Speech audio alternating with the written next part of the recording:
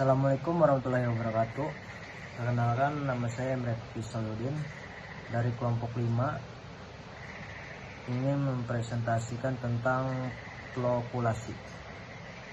Dan kelompok saya ada berempat. Saya sendiri Emre Pisoludin, yang kedua Rafael Alfarisi Rayes, ketiga Alex Adi Nugroho, dan keempat Elvi. Flokulasi, prinsip dasar dan aplikasinya dalam pengolahan air. Pendahuluan, flokulasi adalah proses penggabungan partikel-partikel kecil yang telah mengalami destabilisasi melalui proses koagulasi menjadi partikel yang lebih besar yang disebut flok, sehingga dapat diendapkan dengan lebih mudah. Proses ini merupakan tahap kedua setelah koagulasi dalam rangkaian pengolahan air konvensional. Tujuan utama flokulasi adalah untuk meningkatkan efisiensi pemisahan partikel tersuspensi dari air, yang pada akhirnya akan meningkatkan kualitas air hasil pengolahan. Melalui proses flokulasi, partikel-partikel koloid yang terlalu kecil untuk diendapkan secara gravitasi dapat membentuk agregat yang lebih besar, sehingga memfasilitasi proses pengendapan yang sulit terjadi secara alami. Dengan demikian, flokulasi memegang peranan penting dalam menjembatani proses koagulasi dan sedimentasi dalam pengolahan air. Prinsip flokulasi. Flokulasi dilakukan untuk menyatukan partikel-partikel kecil atau bisa disebut mikroflok agar membentuk gumpalan yang lebih besar dan mudah mengendap. Proses ini dipengaruhi oleh dua hal penting, yaitu kecepatan adukan dan lamanya waktu partikel saling bertemu. Dalam proses ini, partikel bertabrakan satu sama lain karena gerakan alami, seperti gerakan acak atau aliran air. Setelah bertabrakan, partikel bisa saling menempel karena adanya gaya tarik antar partikel, baik yang berbeda jenis adhesi maupun sejenis kohesi. Semua ini membantu terbentuknya flok yang lebih besar dan stabil. Mekanisme flokulasi. Flokulasi adalah proses penyatuan partikel kecil menjadi gumpalan yang lebih besar. Ada dua jenis mekanisme utama dalam proses ini. Pertama, flokulasi perikinetik, yaitu tumbukan antar partikel yang terjadi karena gerakan acak seperti gerakan Brown. Dan ini biasanya terjadi pada partikel yang sangat kecil, kurang dari 1 mikron. Kedua, flokulasi ortokinetik, yaitu tumbukan yang disebabkan oleh perbedaan kecepatan aliran air dan lebih dominan untuk partikel yang ukurannya lebih besar. Secara matematis, proses flokulasi ini bisa dijelaskan menggunakan persamaan Smoluchowski yang menggambarkan seberapa cepat partikel-partikel menyatu membentuk flok. Salah satu faktor penting yang mengaruhi kecepatan adalah gradien kecepatan aliran.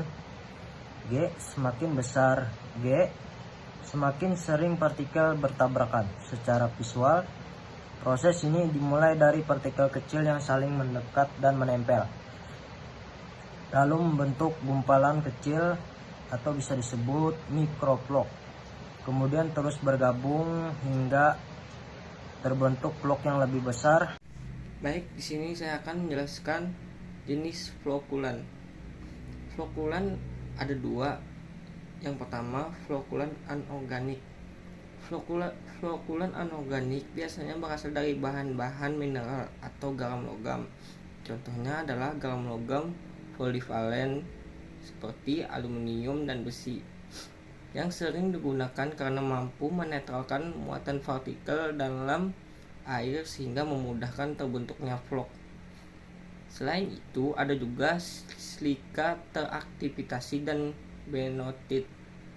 betonit, yaitu bahan berbasis tanah liat yang membantu mempercepat proses pengendapan flokulan. Jenis ini umumnya mudah diperoleh dan harganya terjangkau. Namun bisa menghasilkan lumpur lebih banyak dan perlu penanganan limbah yang tepat. Yang kedua, jenis flokulan organik. Flokulan organik dapat berasal dari bahan alami maupun hasil sintesis kimia. Polimer alami seperti pati, chitosan dari cangkang udang atau kepiting, dan alginat dari rumput laut bersifat ramah lingkungan dan dapat terurai secara alami. Sementara itu, polimer polyektrolit katonik bermuatan positif, polyektrolit anionik bermuatan negatif, dan polyektrolit non-ionik tidak bermuatan. Meskipun polimer sintesis sedang digunakan karena efektivitasnya dalam jumlah kecil dan kemampuannya untuk disesuaikan dengan kebutuhan. Penggunaannya perlu diawasi dengan baik karena dapat menimbulkan dampak lingkungan jika tidak dikelola dengan benar. Saya akan menjelaskan flokulan. Flokulan adalah bahan yang digunakan untuk membantu menyatukan partikel-partikel kecil dalam air agar membentuk gumpalan besar seperti flok yang mudah mengendap. Dalam memilih flokulan, penting untuk mempertimbangkan beberapa hal seperti karakteristik air yang diolah, misalnya kandungan kotoran, pH, dan suhu, efisiensi pembentukan flok, serta aspek lingkungan dan biaya. Pemilihan yang tepat akan menghasilkan flokulasi yang efektif dan minim dampak negatif terhadap lingkungan. Yang kedua, saya akan menjelaskan parameter kunci flokulasi. Dalam proses flokulasi terdapat beberapa parameter kunci yang menentukan keberhasilannya. Salah satunya adalah gradien kecepatan atau dalam kurung G, yaitu ukuran seberapa kuat pengadukan dilakukan. Nilai G yang efektif biasanya berada di kisaran 20 sampai 70 S-1, di mana pengadukan cukup kuat untuk mempertemukan partikel tanpa merusak blok yang terbentuk. Waktu detensi, yaitu lama air berada dalam bak flokulasi, juga penting dan idealnya adalah 10 sampai 30 menit agar partikelnya yang cukup untuk bergabung. Kombinasi antara G dan TD menghasilkan nilai GT yang merupakan indikator efisiensi flokulasi secara keseluruhan dengan nilai optimal antara 10⁴ hingga 10⁵.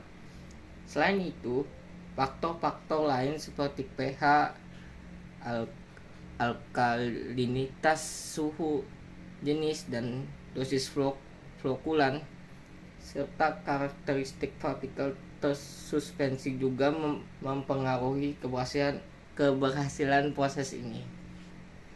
Terima kasih. Desain flokulasi. Desain sistem flokulasi mencakup berbagai jenis unit seperti bak flokulasi dengan pengaduk mekanis, flokulasi hidrolik menggunakan saluran bersekat atau lapisan kerikil, dan pneumatic floculation yang memanfaatkan gelembung udara. Dalam perancangannya, penting untuk memperhatikan komponen desain seperti jumlah kompartemen, bisa disusun seri atau paralel, sistem pengadukan dengan gradien kecepatan yang menurun agar flok tidak rusak, serta desain masuk dan keluar air yang mendukung aliran merata. Parameter desain meliputi perhitungan volume bak flokulasi, daya pengadukan, dan konfigurasi bertingkat dengan nilai G yang makin kecil di tiap tahapnya. Untuk menilai kinerja sistem, digunakan indikator seperti tingkat kekeruhan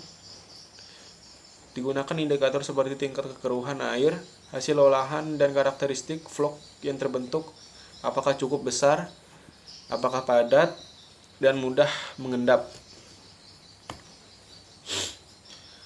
Flokulasi dalam pengolahan air. Flokulasi banyak digunakan dalam berbagai proses pengolahan air. Dalam pengolahan air minum, proses ini membantu mengurangi kekeruhan, menghilangkan partikel tersuspensi, serta menurunkan jumlah mikroorganisme patogen, sehingga membuat proses filtrasi jadi lebih efektif. Pada pengolahan air limbah, flokulasi digunakan dalam tahap awal untuk memisahkan kotoran dari limbah rumah tangga maupun industri seperti tekstil, kertas, dan tambang. Proses ini juga membantu mengentalkan lumpur biologis sebelum masuk ke tahap pengeringan. Untuk air permukaan seperti sungai, danau, atau waduk, flokulasi berguna dalam mengurangi partikel tersuspensi dan mengendalikan eutrofikasi. Selain itu, terdapat teknologi inovatif seperti blasted floculation yang menggunakan media berat untuk mempercepat pengendapan flok, serta dissolved air flotation yang dikombinasikan dengan flokulasi untuk mengangkat partikel ke permukaan menggunakan gelembung udara. Kesimpulan, flokulasi merupakan proses penting dalam pengolahan air yang bertujuan untuk menghilangkan partikel-partikel kecil kontaminan di air, sehingga meningkatkan kualitas air untuk konsumsi manusia dan keperluan lainnya. Proses ini melibatkan dua tahap utama, koagulasi, di mana koagulan ditambahkan untuk mengurangi muatan negatif partikel.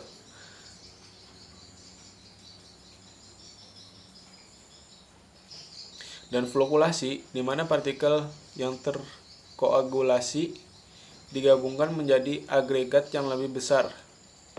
Penggunaan flokulan,